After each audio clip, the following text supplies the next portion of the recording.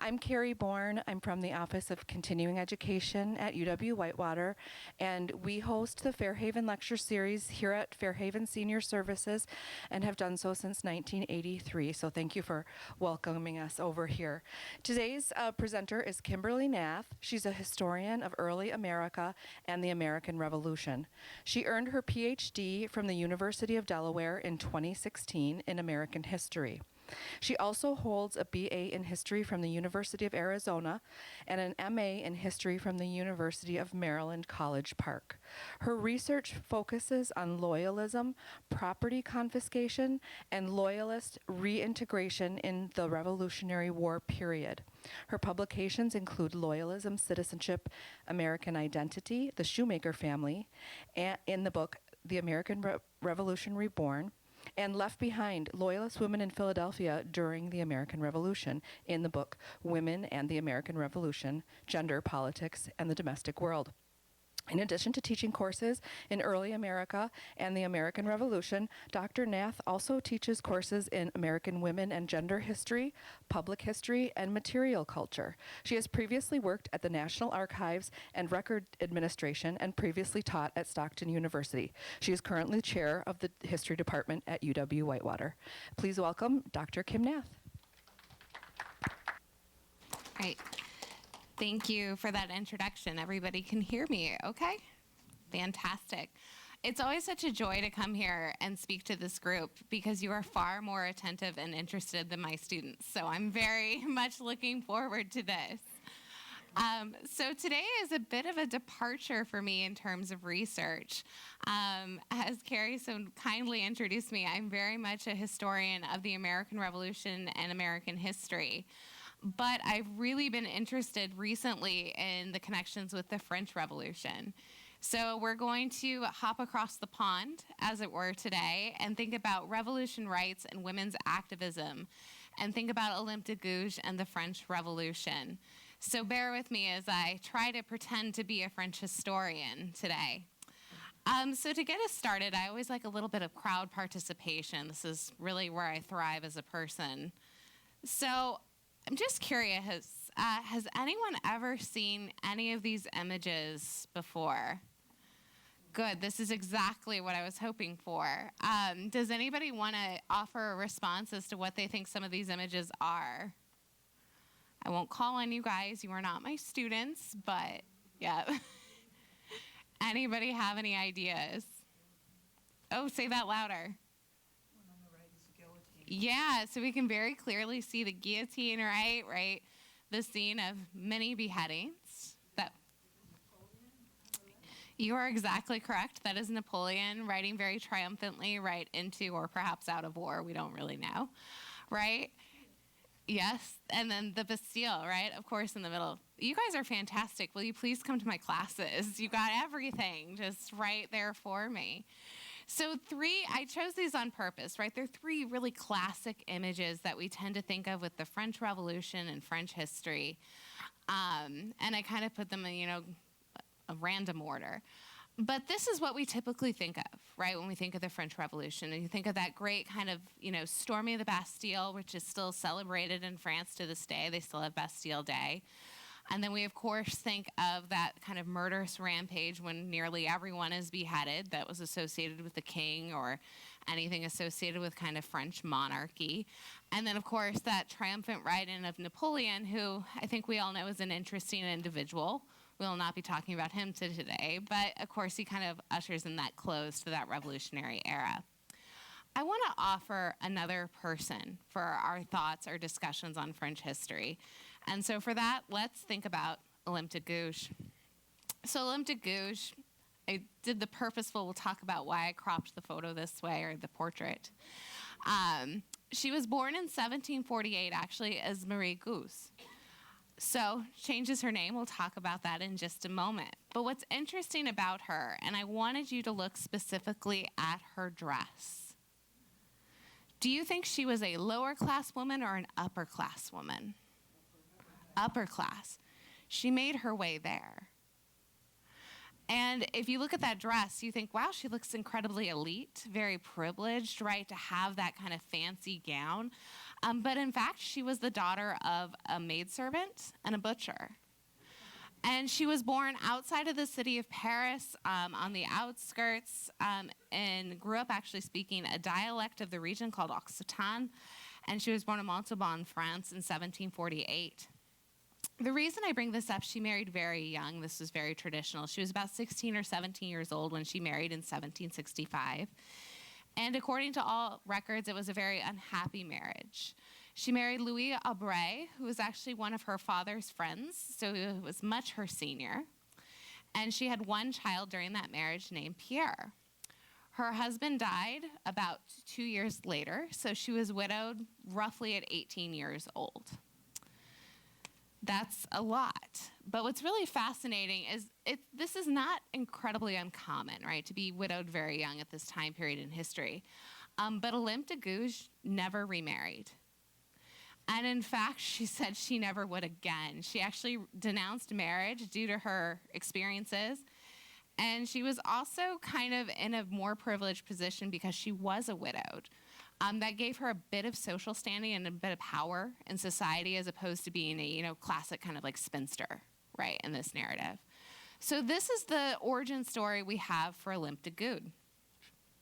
What's also fascinating about her, too, is she was literate. She does have some record of schooling. She was taught by Ursuline nuns when she was younger, so she did learn to read, and she could write. And what she essentially did was she spent about the next 10 years becoming this woman. And by that, I mean this class, this elite status. She took the money that she did have from her marriage, she moved to Paris, and she spent 10 years trying to get into Paris's inner circles. So her whole plan here was to become her kind of own independent woman of their own education. So she became a writer.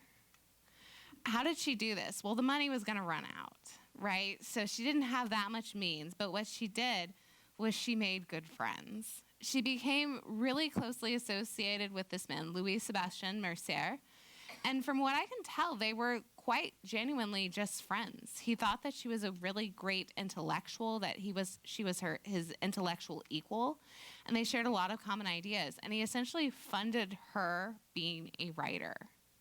So what's kind of fascinating about this is her first published work didn't come out until 1778. So she spent quite some time kind of working her way into that inner circle in Paris, and she did so pretty successfully. She was able to navigate kind of the inner political atmosphere. It's very much a privileged circle of people that were circulating in the Parisian kind of elite. And with less formal education, and honestly, as a woman too, she had a lot of things that were working against her. She was able to, however, kind of navigate her way into this and made quite a name for herself. And her success first actually comes as a playwright. So it's estimated that she wrote over 40 plays during her lifetime. Of those, 12 survived and 10 were published. So this is how Olympe de Gouge made a name for herself in the kind of Parisian literary social scene. What's fascinating, though, is how she did so. What I want to stress here is that she wrote under her own name. This was extremely unusual for women at the time. They would usually adopt a bit of a pen name where they would write as somebody else, and it was often a man's name, as you can guess, so that it was seen as more socially acceptable. But she was not having that at all. At this point, she renamed herself Olympe de Gouge because she thought it sounded a little bit more aristocratic than Gauze.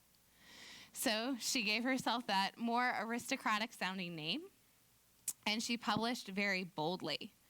What's really fascinating about her plays, and I'm not going to attempt to say all the titles because I will absolutely butcher them, is she wrote very honestly. The themes in her plays were in great contrast to those of the time. And according to all the sources, the greatest themes were indignation at injustice. So she basically wrote about the things that she was really frustrated with. And while there were other female playwrights, again, writing under those pen names, she wrote about issues, too, that were directly related to her position in life as a woman. So a common theme in some of her plays, her first one translates to the generous man.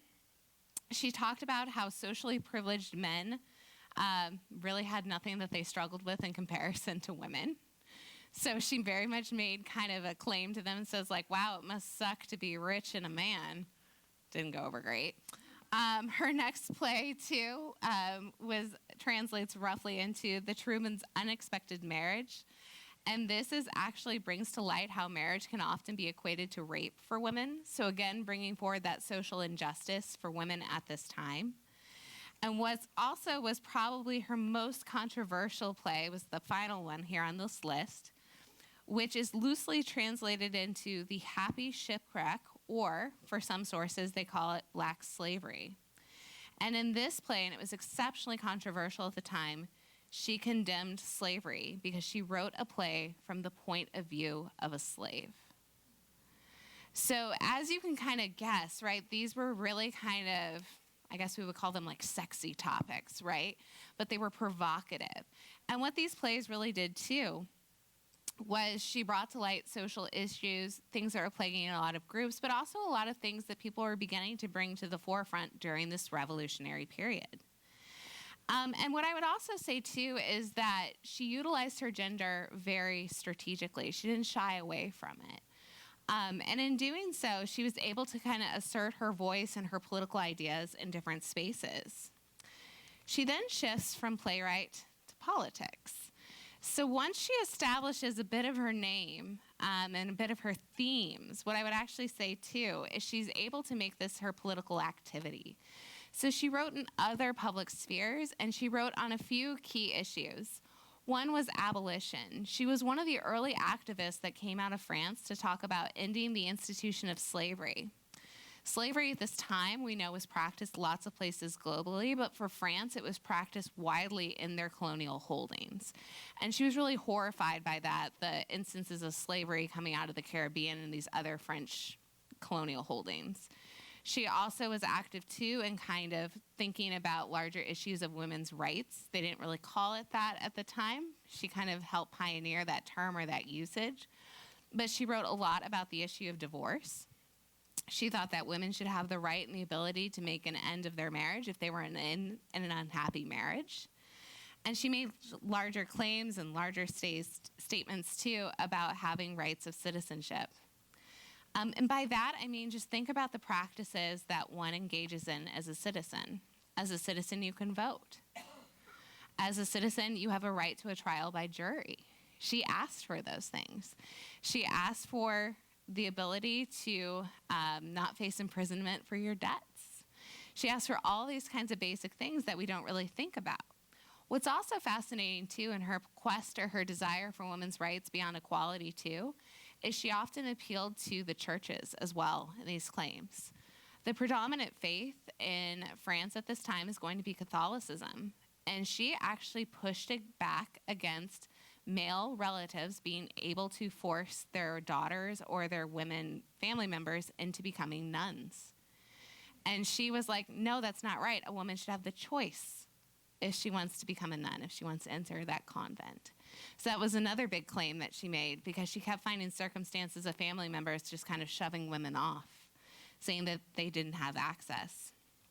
So she really is able to kind of get this idea forward in her plays, but also in this like political scene. She started to publish a series of pamphlets. It's a really common practice at this time, where she put forward these political ideas and these political endeavors so that women could really kind of have that idea or that attempt at equality.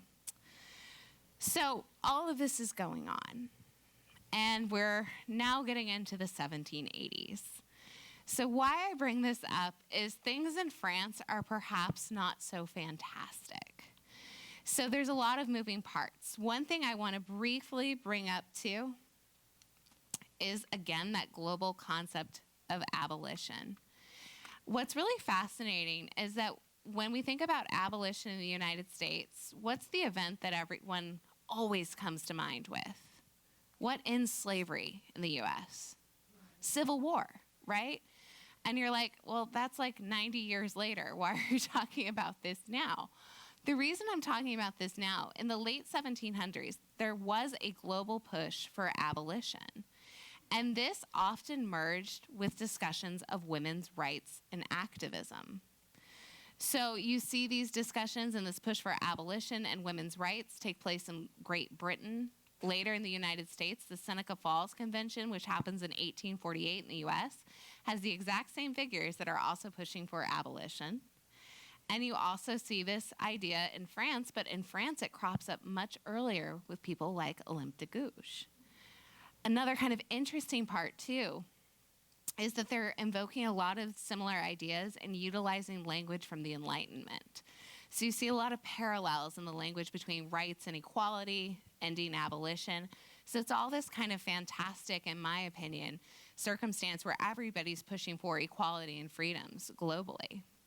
But in France, it's about to get really, really complicated. I suspect most of you know who these individuals are. We have the much hated Marie Antoinette and the much hated King Louis XVI. So things are not great in France. King Louis XVI rules from 1774 to 1792. And I always love to point out those dates because he inherited some terrible circumstances when he became king. At this point, they had profound economic instability in France. We know, of course, that France was an ally to the United States during the American Revolution. But what you may not know is that for essentially the entirety of the 1700s, France had been at war with Great Britain. Between King William's War, King Philip's War, and Queen Anne's War, it had basically been prolonged wars, and then, of course, the 7 Years' War, which was profoundly expensive for France. So war does a lot of things, but one of the things it absolutely does is it accrues debt. How do we pay off debt? We raise taxes. Now, this is where it gets complicated for France because they have a really interesting tax structure which creates a very poor economy for them. Just guessing, do you think that the king and the aristocracy is paying a great tax at this time in France? No, absolutely not.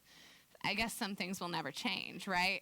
So the king gives all of his friends tax cuts because he's certainly not going to pay taxes. Do you think the church pays taxes? No, they historically never have, right? This is a tradition that we still see to this day as well. Exactly. So the bulk of the tax then is following on what's called the third estate in France. The best way to think of them is everybody else. Now, why this matters is they weren't doing too great. The bulk of the way that third estate is going to make money at this time period is going to be through farming and agriculture. Fun fact about France in the 1780s is they had some very bizarre weather patterns that led to a lot of droughts, which led to a lot of crop failure. So, in addition to food shortages, which are certainly part of the story, how do you tax goods and products that don't exist? You really can't. Right? So this leads to diminishing tax revenues for France. So you couple that with, basically they've been at war for almost 100 years, off and on. There were a few breaks. I don't want to oversell it. There's like 17 years they weren't at war. Okay? And then we've also got a poor economy, diminishing tax returns, and that's basically where we're at. Oh, and then there's food shortages. So how do things look for the king? I'm going to say less than good. So the king tried a couple of different things, but again, I really do feel for him because I do think he inherited a very crumbling economy. They tried to sell off title and offices to basically make a larger aristocratic class and recoup some debt that way, but it just wasn't enough. The other kind of element of this too was, fun fact, in 1781, the finance minister quit. Turns out he had made a bunch of secret loans, and he was like, oh, crap, they're all coming due. And so he quit. So they're basically crumbling. And that's what things look like. Without any money coming in, France was struggling profoundly. So by the time we get to 1788, this year is going to be very important in French history. The government was unable to make payments on any of their short-term loans, and they instead had to hand out promissory notes. That is one of the worst things a government can do, right, is give you an IOU. It's not going to go over well. And basically the king was like, oh no, we have to figure out what to do next. So he did something that was basically unheard of. He called a meeting of the Popular Assembly, which is called the Estates General, and they met in Versailles. The last time they had met was in 1614. So it takes quite a crisis to call this meeting. So they meet in Versailles. They meet in the Grand Hall, and it really is this grand, right? And they call together the Estates General, and that's where you have representatives from the three groups that can vote in France. So the three groups, of course, are the aristocratic men, the clergy, which men, and then the general male population over the age of 25 that had recently paid their taxes. Just want you to pause for a minute. Is that really representative of the whole? I have questions, but I'm going to leave that there. So they all meet, and essentially what happens is that third estate, right, that class of everybody else, they asked the king for major reform. And they said, like, look, we know things are hurting, but, like, you can't kind of keep doing what you're doing. And when they met there, they had a series of petitions. They listed their grievances about taxes, waste, luxury at the court, bribery, right? All of those good things that you tend to associate at that time period with the monarchy. And they basically said, like, let's just have a major overhaul. And I personally love the visual of doing this in one of the most opulent palaces that ever exists, right, when you're talking about waste.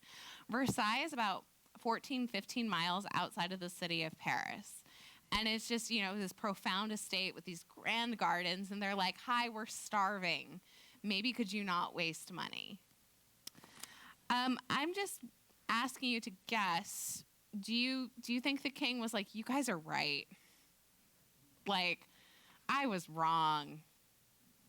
Never, right? This never happens in history. So they meet and things go terribly, right? And that third estate, they're pretty frustrated. And they decided, even though they didn't have the backing of the king, that they were going to go ahead and do their own thing. So that third estate, they decided that they alone should form their own national assembly and that they would essentially create a constitution, institute fiscal reform, and abolish aristocratic privilege. I'm sure that just went great. I think we all know it didn't. It's ultimately going to lead us to the revolution and the storming of the Bastille. I'm, of course, kind of going quickly over these events, right? But the storming of the Bastille is going to be that catalyst moment, right, in July of 1789, where those Third Estate Parisians, they go, yep, we're not having this anymore. And they essentially stormed the Bastille, which is both a fortress where they stored munitions and also a prison. So that Third Estate raids it, they take the gunpowder, they take the supplies, and they're basically declaring war on the king, and this revolution has begun. The king, he flees. I mean, I don't blame him. I do agree with that. I would probably leave as well. So the king flees, he sends troops into Paris. So Paris is now this disaster zone. And the king continues to just hang out in his palace in Versailles. So that's where we're at.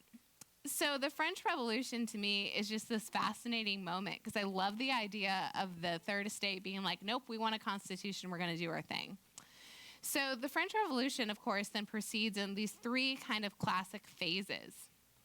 We'll talk a little bit about these. But I always like to look at the kind of contradictory nature of the terms. There is a little debate among historians if there should be 4 phases. I'm clearly following in the 3-phase camp. We can debate this later if you like. But the first phase, and we'll talk about this in just a moment, constitutional monarchy. It seems like a bit of an oxymoron, doesn't it? Yeah, I love it, though, because it shows me and it shows us, right? You're all historians for the day, that they were willing to kind of work with the king. So while, yeah, they did storm the Bastille, they did steal some stuff, they did free some prisoners, they're like, okay, like maybe we can make a deal. And this was the idea from about 1789 to 1792. Then the next phrase, radical republicanism, well, that's, of course, the guillotine period, so we all know what happens there. A republic at this time was something that was very akin to anarchy. They were very feared because the first kind of democratic republican experiment was the United States, and it's still very young at this period in history. And then that final period, of course, is going to be military consolidation under Napoleon. So let's see what kind of happens in that first phase, and we're going to get back to Olympe in just a moment. But they propose a constitutional monarchy. And I love to use this image because this is exactly what they did. They tried to bring together basically kind of that aristocratic class that was making these choices with their National Assembly, trying to come up with a solution. And they essentially said, like, okay, we don't necessarily want to kill the king. Well, they end up doing that. But they say, like, we want a constitution with guaranteed rights. And so there's a lot of debates that happen. And what's really fascinating is they actually draft a document called the Declaration of the Rights of Man and Citizen. It's published in 1789. And it has basically about 70% of the document parallels the Declaration of Independence and also the Bill of Rights. And they ask for basic rights and privileges that are owed to the men of France. Okay, so that's where we're at. Did I say that document applied to men and women? No. All right, so let's get back to our dear friend Olympe. How do you think she felt about this? Okay, so I say all this because if you will recall, Olympe de Gouge is living in Paris. So she is in the middle of all of this. And I absolutely love to think of this because I'm sitting here thinking and I'm like, oh my gosh, she probably went down to where the Bastille is, down on that southern portion of the river and was like, oh, yep, really broke into that. And then she's probably sitting there going, okay, let's have some change. And then they shut her out. So I think as you can figure out now, Olympe does not go quietly into the night. In fact, what she does is she picks up her pen and she drafts a series of petitions to the National Assembly. I think that what happened was the French Revolution transformed her further and basically was like, no, if we're going to do this, you're going to apply it to all citizens of France, and that includes women too. And she really wrote very passionately and largely. She sent a series of petitions to that National Assembly that was meeting and beginning to draft that Constitution. And she had some really kind of radical ideas. Some of her ideas, just to give you a sense of what she was asking for, was a voluntary tax system. I can't think of anybody who would volunteer to pay taxes, but like you do you, right, Olympe? She also asked for things, though, that are really radical for the time. She asked for civil rights for illegitimate children and unmarried mothers. She asked for things like sanitation to be a public works project. She asked for rights of divorce.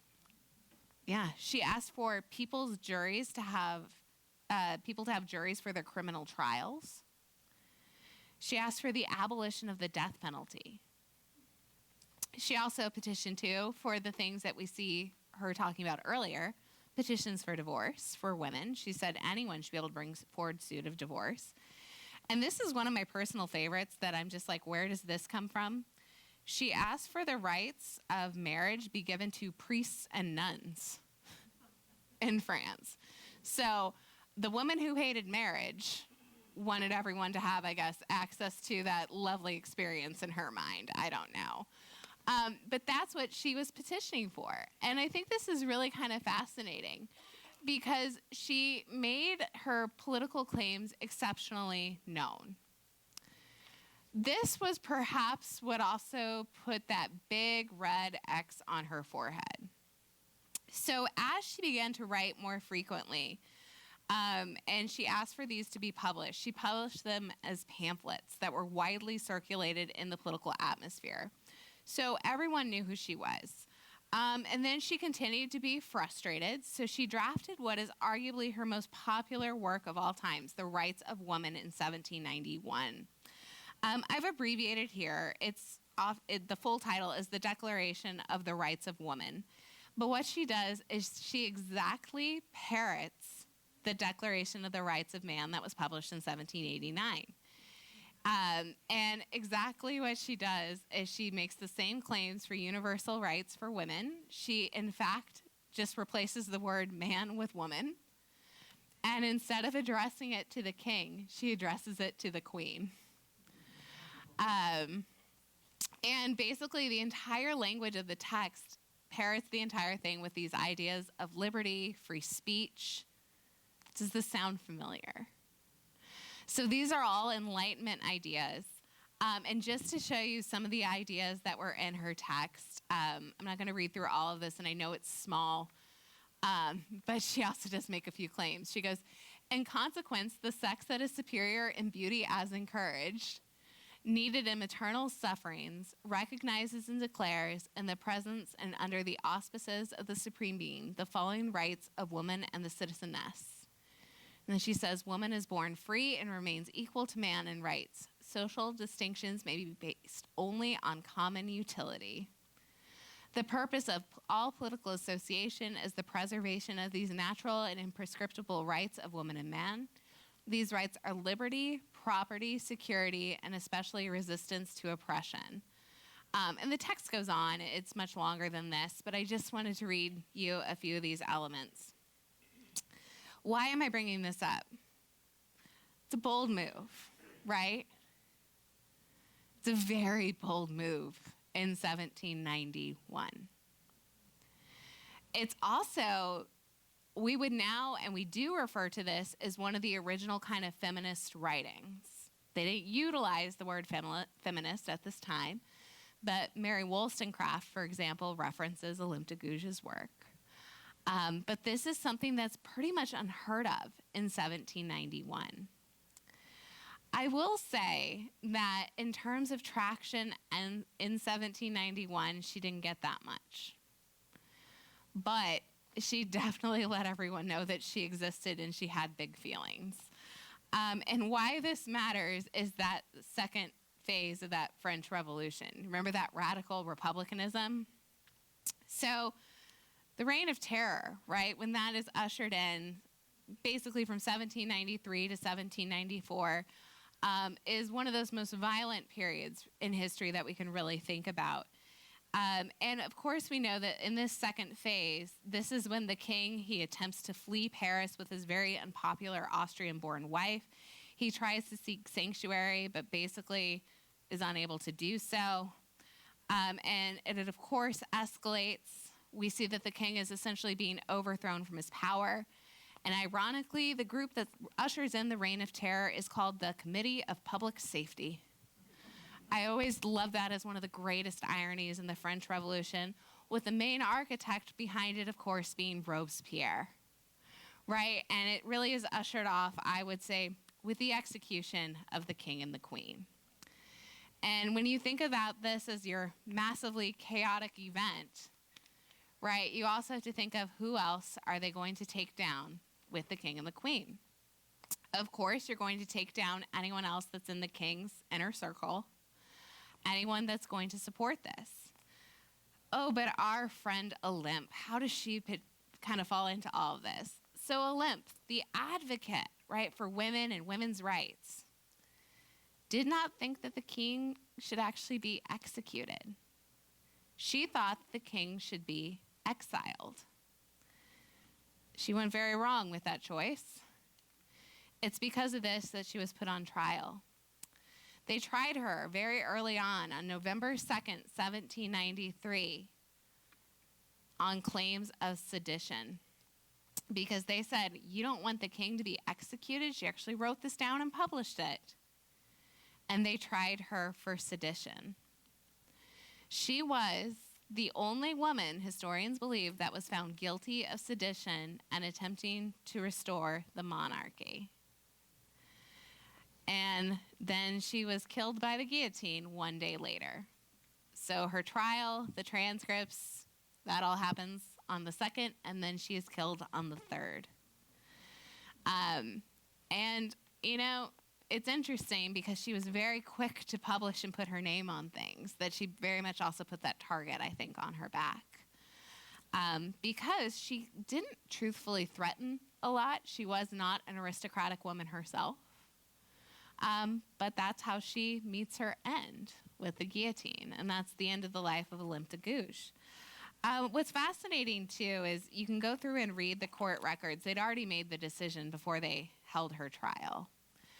The records are translated. They're really fascinating. It's also believed, and this is, you know, true or not, that when she was on the scaffold, her final words were, "Children of the homeland, you shall avenge my death." True or not, that's what the record says. And her body is interred in the same cemetery as the King and the Queen and Madeleine Cemetery. What's fascinating, though, about all of this is she's one of, you know, tens of thousands that were killed during this reign of terror. And she kind of fell off from the political scene as a key voice until later feminist writers kind of brought back her Declaration of the Rights of Woman. The French Revolution, of course, finally comes to a close under military consolidation. Robespierre himself is also beheaded, so I always think there's a bit of justice in that. And they essentially replaced that Committee of Public Safety with a new legislative body called the Directory in November of 1795. Napoleon ushers in some kind of quote-unquote stability to France. They turn largely to the military and its professionalism to stabilize France and everything that it stands for. What's also kind of interesting, too, is I'm always like, Napoleon brought your stability? Like, really? But he did. Napoleon, of course, also decries himself as Emperor of France. I don't know if you all knew that when he took over in 1804, I believe. And then he starts off his larger plan for world domination. So where do we go with all of this information? Again, this is not my wheelhouse, but I like to frame this in that final conclusion or that final discussion of women's activism. So when we think about the French Revolution and the role that people like Olympe de Gouge play, I think she needs just as much of a voice at the table as those other kind of key names that we consider, Robespierre or Napoleon or the King. Because she shows us how women did try to engage in activism and tried to kind of carve out a space for themselves in this political atmosphere. These are some other images of riots that the women engaged in during the French Revolution. It's said that the women marched from Paris to Versailles to protest that their children were starving. These are the bread riots. And they did do this. And I always think, too, that this activism, I think Olympe was the greatest advocate and voice for things like equality or citizenship. But I also just think it's a larger story about rights and access. Right? What Olympe de Gouge was asking for is something that I know that I personally just take for granted. I think to myself, yeah, of course I would have the right to a trial by jury. Not that I've done anything illegal, right? But I just assume that I would have that kind of right and privilege. And she was just asking for that basic kind of moment. And I think, too, she really seized onto the revolution as that catalyst for her, as so many others did at this time. So that's where I'm going to leave it today. Thank you so much.